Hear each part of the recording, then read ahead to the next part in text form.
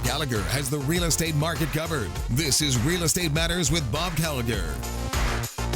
Welcome back. You're listening to Real Estate Matters here on the Money Matters Radio Network. I'm your host, Bob Gallagher, in studio today with my co-host, Pete DeMore. How you doing, Pete? Bob, fabulous. That's great. Glad to hear it, Beautiful Pete. day out there. And we have a special guest with us today, Andy Paleologos. Did I get that right? You sure did, Bob. All right. How about that? Welcome to the show, Andy. Thanks. Andy joins us from Remax Executive Realty right here in Marlboro. And then our other special guest is Loan Officer Mary Beth Bueling from Ross Mortgage. How you doing, Mary Beth? Great. Thanks, Bob. Glad to have you here, Mary Beth. So we invited Andy on to talk about what's going on the real estate market. Andy, you specialize in first-time buyers, right? Yeah, a great deal of my clients fall within that realm, and it seems like there's a lot of excitement out there with first-time home buyers, given that the rates are so low. And right. So yeah, first-time home buyers are a big percentage of my business. All right. So why don't you tell us a little bit about what the most important thing first-time buyers can do to set themselves up for success in the process? Well, there are a couple of things. Before you even sort of, as a first-time home buyer, before you even begin the process of seeking out an agent, what sometimes is a very good exercise is to figure out what your must-haves are, figure out what your like-to-haves are, create a baseline for yourself. And, you know, when I'm introduced to clients, oftentimes I help them create a rubric or a weighted value system that can help them sort of identify the things that are most important, and it helps sort of lead them on the path of discovery of realizing what kind of town is going to be the best fit for them. So that's a really important thing. And then ultimately the most important thing is when the client is comfortable, they need to go team up with an agent. They need to find someone that they can trust, find someone that they can get to know, maybe over a couple of cups of coffee, right? Right. And, because that real estate agent is going to be critical piece in terms of getting all the due diligence and the homework done to really help the search process move along well. So why don't we talk a little bit about when you create that rubric, when you talk about the must-haves versus the like-to-haves. I mean, first-time buyers, I'm sure that you have some wild expectations going in. What should buyers be looking for in terms of must-haves versus like-to-haves? Like Peter, his must-have is candy dispensers in every room, but that's tough to come by. Well, not really. You get those stick-on ones. Yeah. See, I told you he's got it covered. Jelly beans everywhere in Pete's house. That's right. Yeah. But we're talking about the average first-time buyer. What are they looking for in a new home? So what I try to coach first-time home buyers on at all times, the predominant sort of value is value. You want to make sure that as a first purchase, which is going to be the biggest purchase in their lives up to that point, that you get value in it because it's going to be a safer investment. It's going to be something that they can feel secure and confident in moving forward.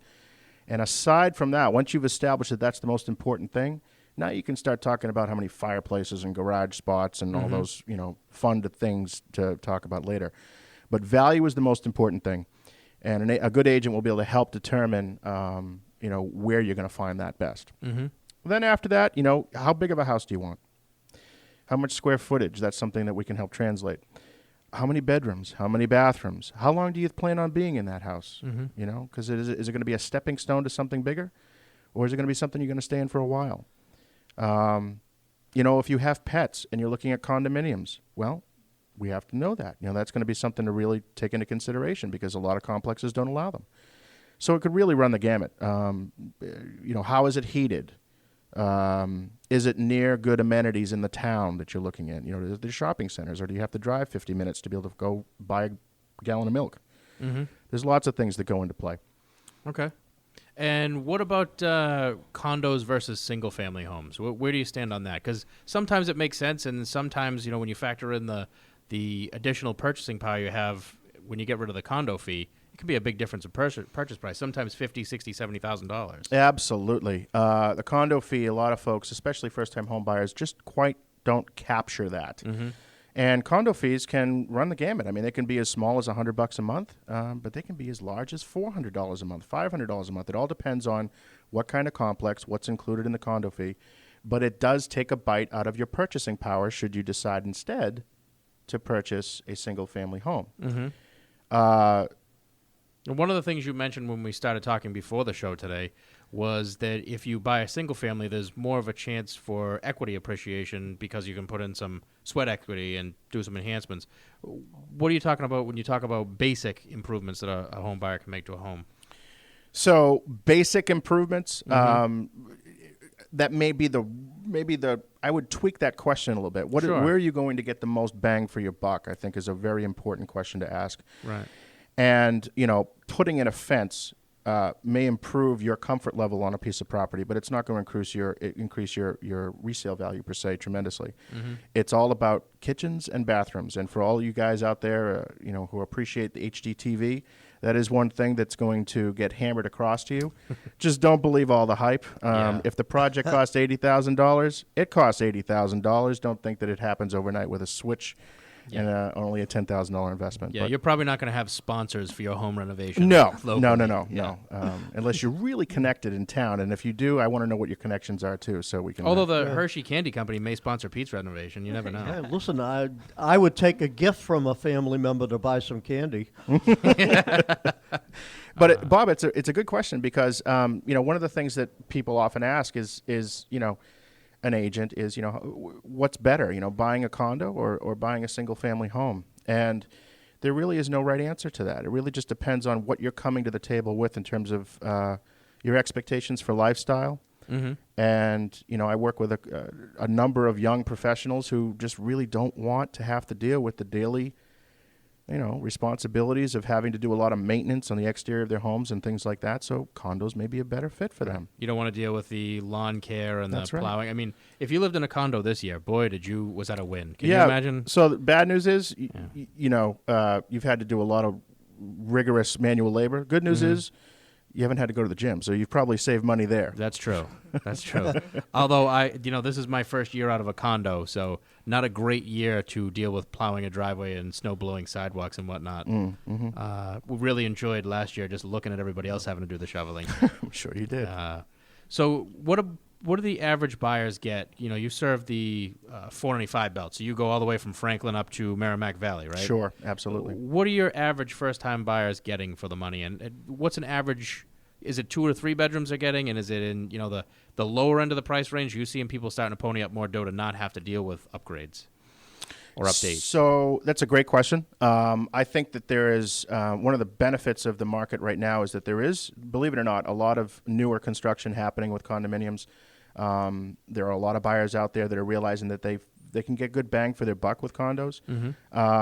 But it range, what we described in terms of a coverage area, that entire 495 sort of belt. I mean, your price points vary significantly as you come down from Chelmsford all the way down through the boroughs, Marlborough, Northborough, Southborough, Westborough. I mean, tax rates change significantly as you move through those towns, and a lot of that has to do with the quality of schools. So your sort of purchasing power, there's a lot of sort of metrics and variables that go into the formula to help determine value, to circle back to what we talked about a little bit earlier. Right. So if you have a $300,000 budget, well, that's going to get you a beautiful condo in Marlborough. Is it going to get you a beautiful condo or a single-family home in Sudbury? Probably not. No, it'll get you the driveway and maybe a little bit of lawn care, but forget that. I mean, you won't have a bedroom to live in. So if HGTV is not involved, then don't bother with Sudbury if you're under 300,000. Yeah, and I exaggerate. There's obviously tremendous value in Sudbury too, but you have to know where to look, and it's a rarer sort of commodity to identify.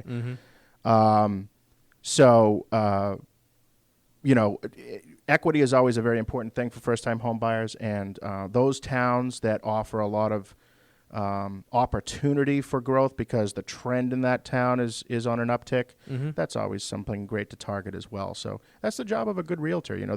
They need to, all real estate is local. So can you give us an example of a couple of towns in your area that are kind of on that upward trend where you still get a decent amount of value? Because lately it seems like everywhere prices are going through the roof.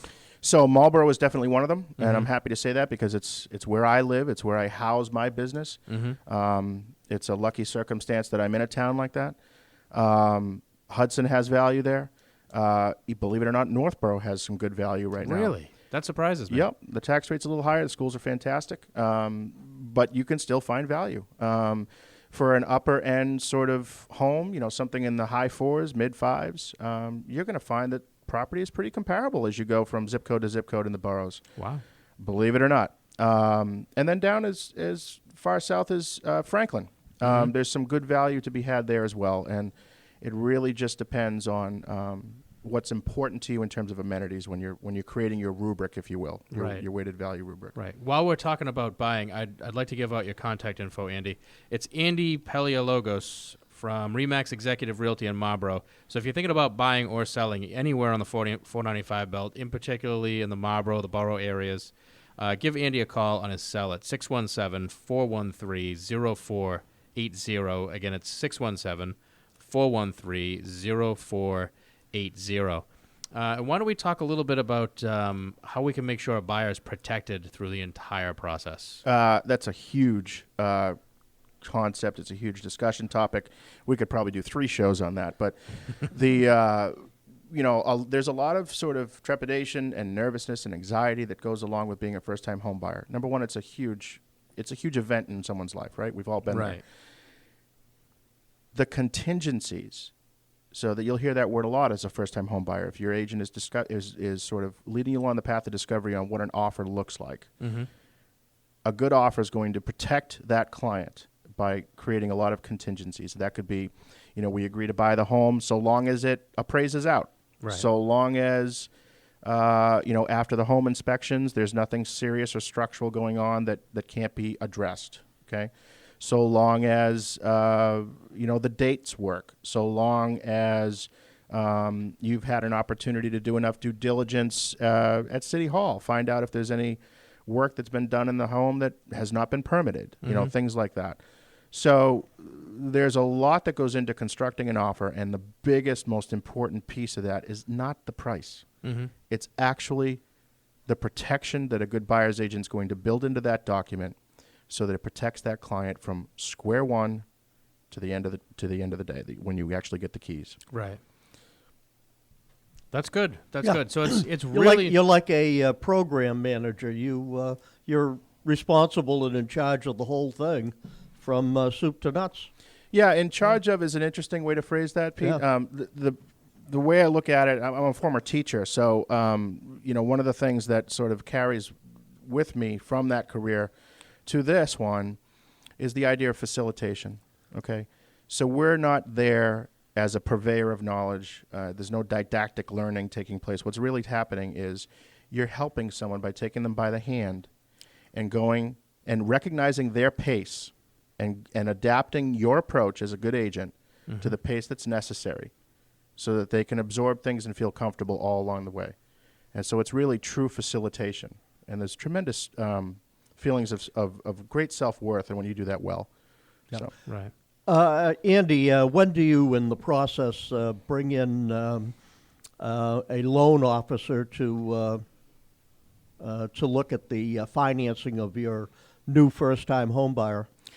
Another great question. To be quite honest with you, it really is a partnership. And when a client comes to you and is starting to have discussions about, hey, listen, my aspirations are to go and buy my first home, that's really should be the next sentence that comes out of my mouth as an agent.